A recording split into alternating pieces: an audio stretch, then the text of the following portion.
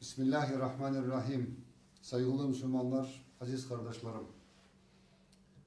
Elbette ki bizler ana vatana döndükten son 25 yılın, 30 yılın içindeki Kurban, Ramazan, Orazamız ve Kurban Bayramımızı kütüp gelmekteyiz. Elbette ki bu sene de Kurban Bayramımıza çok canlı, çok zevk, çok şen içinde ve candan, yürekten kurbanımızı çalacağız. Bunu tavsiye etmek isterim ki her yıl kurban çalarak binlerce ana vatanımızda bizim birlik beraberliğimiz için ve Allah'a daha yakın olmamız için Kurban Bayramı'nın ve kurban çalmanın manası budur. Bizler bu sene tavsiye etmek istediğim, rica etmek istediğim milletimize bu.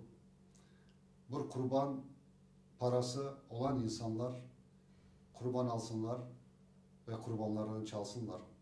Allah rızası için Allah yolunda milletimizin ana vatanında hayırlar içerisinde ve güzellikler içerisinde yaşaması için ana vatanımızın güzellikler içerisinde bütün insanlara vatan olması için burada bütün toplumlarımızın Kırım'daki yaşayan bu toplumun birlik beraberliği için kurbanlarımızı çalmamız gerekir. Çünkü bizler ne kadar Rabbimize yakın olsak o kadar da bizim dualarımızın kabul olacağı bellidir. İşte Kurban Bayramı'nın en büyük sebebi ve en büyük önemini bir yıl bizler hepimiz bütün Kırım Tatarlara, bütün Müslümanlar kurbanlarını çalsın.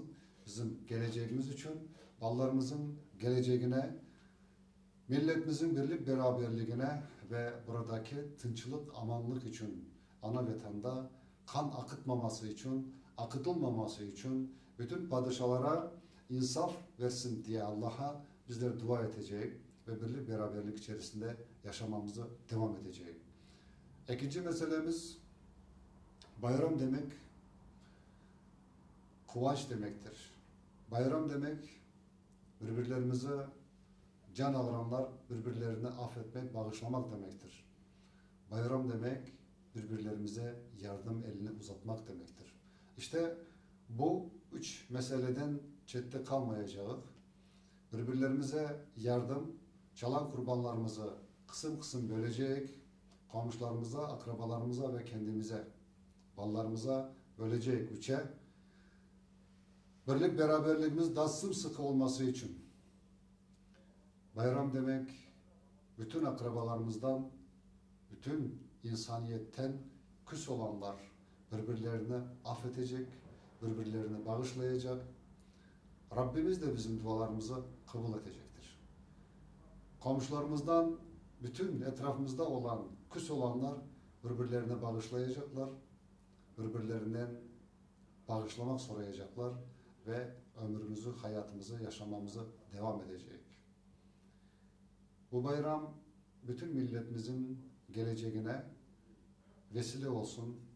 Bu bayram bizim ana vatanımızda hayırlara ve bizim bol, güzel yaşamamıza, ana vatanımıza, kendi toprağımızda orada sahip olmamıza ve birlik beraberlik içerisinde yaşamamıza vesile olsun. Bizim içimizdeki bütün hastalarımıza şifa, derdi olanlara derman, borcu olanlara o borçtan kurtulmak Allah bizlere vesile etsin bu bayramı.